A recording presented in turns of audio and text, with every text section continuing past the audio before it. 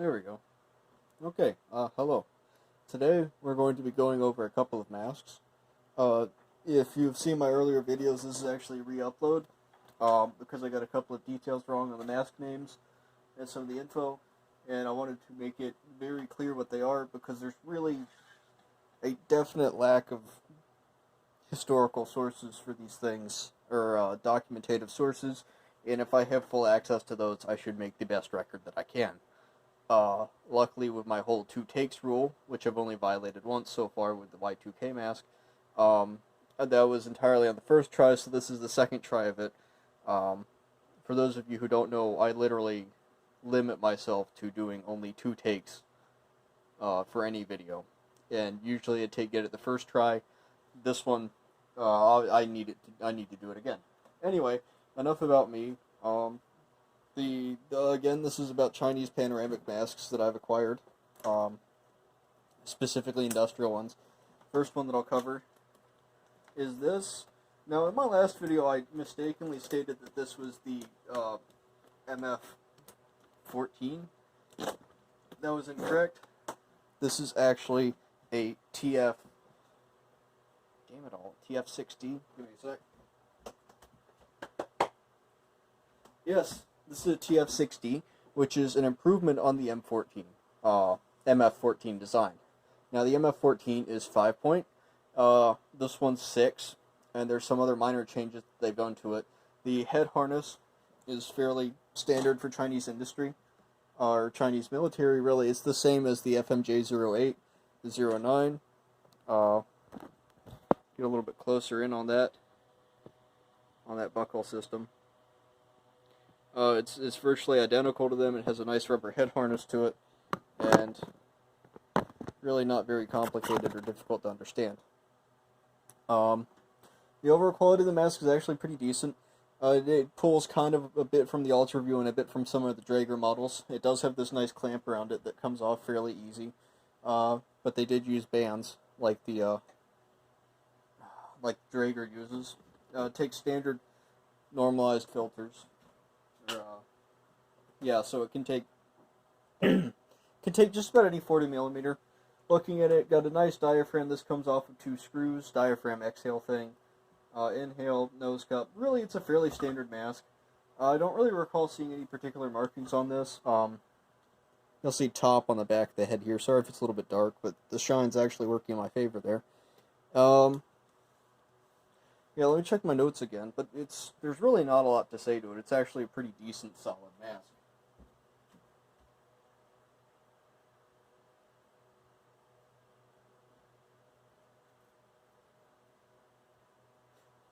No, that's really it for now. These are obviously modern production and really pretty simple. I guess I could show you guys the inside.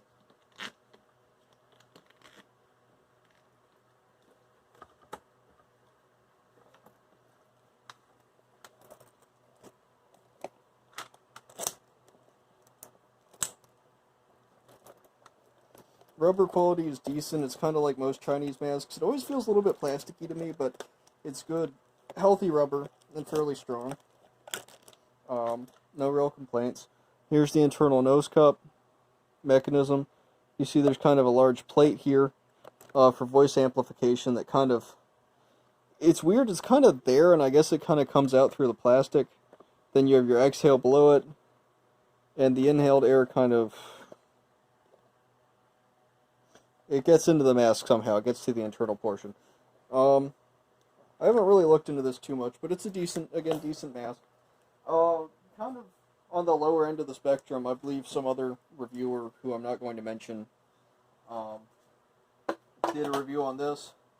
Very similar to it. This one doesn't particularly have a name, but it's it's more of a direct copy of a Draeger. This one is actually on loan from Duke, since he's running out of storage space, and I'm a sucker for free things. And actually, the head harness, particularly how the bottom strap slides, really reminds me of the Scott AB 2000 or 3000. And this one is obviously also new manufacturer. When we got both of these masks, they were brand new, straight out of the box, and they both had the labels on. I took it off of mine, but left it on Duke's because he asked me to. This one, not as good. The buckles are a little bit cheaper. There's this stud's actually plastic. Is it plastic on this one? Yeah. But I don't know, it's just this larger, kind of gaudier stud, and it feels like it's built to lower tolerances. There's some metal in here, but these aren't standard. These aren't standard PLA or industrial buckles, and I don't know, I just don't like them as much. That said, it's not a bad mask. My only real complaint with it is that when you're pressure testing it, this white nose cup can actually pop forward as you suck in, basically, and the mask contracts. It actually pops forward off of that, and then it's not as functional, which is really kind of a stupid design feature, in my opinion. But on the other hand, it does have some other stuff, like this nice neck lanyard, so it kind of goes either way. The fabric head harness is nice, but it is 5-point. Either of these, if you see them around, I mean, I'd consider getting them. Obviously, I'd severely or seriously recommend getting the TF6D over whatever this one is called. Let me see if I have any name for this one.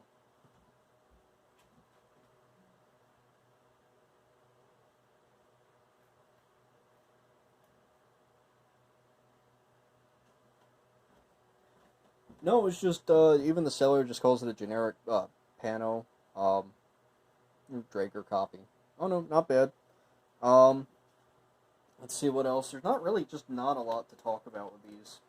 But I'm just kind of doing this review so there's at least some info out there. This one, again, you have the metal band holding everything together, but you can't just pop this plate off, which I guess if you're into that sort of thing, that's cool. Internals, really nothing to write home about, kind of the same as the other mask. Anyway, that's really about it. I guess I was a little bit more motivated the first time that I did this review, but now I'm just doing it again to kind of check off that box. But anyway, thank you for watching, and, yeah. Okay, new complaint, this exhale valve cover is not friendly. There we go. Great. Thank you for watching.